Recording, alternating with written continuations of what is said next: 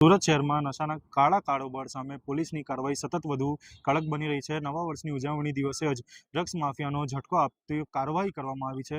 યુવાનોને નશાના ચંગુલમાંથી બચાવવા પોલીસ ફરી એકવાર સજજ બની ગઈ છે અને 31ના દિવસે જ એસઓજી પોલીસે મોટી સફળતા મેળવી છે। વૈષ્ણવજન તો તેને કહીએ જે પીડ પરાઈ જાનાને રે। નમસ્કાર દર્શક મિત્રો, આપ જોઈ રહ્યા છો નવજીવન ન્યૂઝ। હું છું સાર્થક પટેલ ને વાત કરીએ સુરતની તો સુરત શહેરમાં 31ના દિવસે એસઓજી પોલીસને મહત્વપૂર્ણ સફળતા મળી છે, જેમાં એસઓજી પોલીસે નશીલા પદાર્થના કારોબાર પર મોટો પ્રહાર કરતા 7 લાખથી વધુની કિંમતનો ડ્રગ્સનો જથ્થો ઝડપી પાડ્યો છે, જેમાં પોલીસને 236 ગ્રામ જેટલો માઉ ક્રિસ્ટલ ડ્રગ્સ કબજે કર્યો છે, જે બજારમાં વેચાતો તો મોટી સંખ્યામાં યુવાનો સુધી પહોંચતો હતો અને આ સમગ્ર મામલે જીલ નામનો જે આરોપી છે તેની ધરપકડ કરવામાં આવી છે।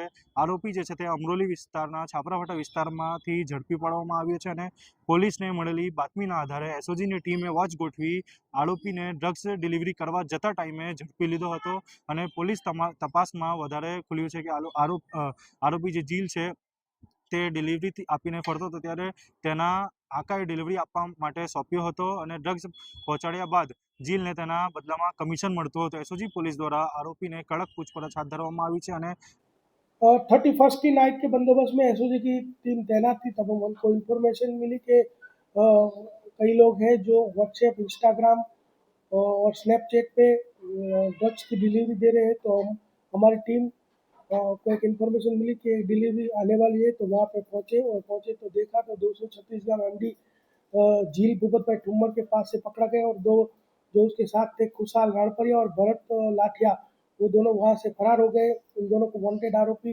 घोषित किया गया और 236 ग्राम जिसकी कीमत होती है 7,55,000 उसका एक ऑफेंस एनडीपीएस एक्ट के तहत रजिस्टर किया गया है और आगे की जो तपास है वो एसओजी पीआई टीबी पंड्या कर रहे हैं। सर, पकड़े गए अभियुक्त का एमओ क्या है?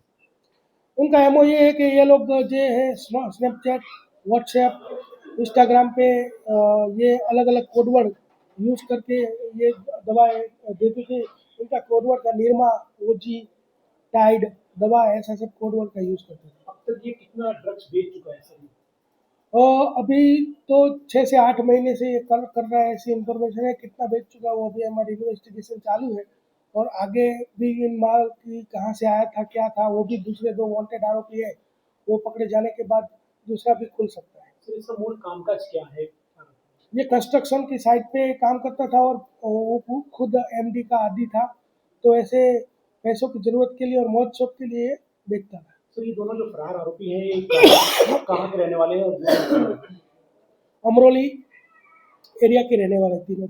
આ નશાના રેકેટ પાછળ કોણ છે, ડ્રગ્સ ક્યાંથી લાવવામાં આવે છે, આ સુરત સહિત અન્ય શહેરોમાં કોને ડિલિવરી થવાની હતી તે તમામ દિશામાં પોલીસ તપાસ આગળ વધારી રહી છે। પોલીસનું કહેવું છે કે નશાના કારોબાર સામે આવી કાર્યવાહી આગળ પણ યથાવત રહેશે અને ડ્રગ્સના નેટવર્ક સાથે જોડાયેલા કોઈપણ આરોપીને છોડવામાં આવશે નહીં।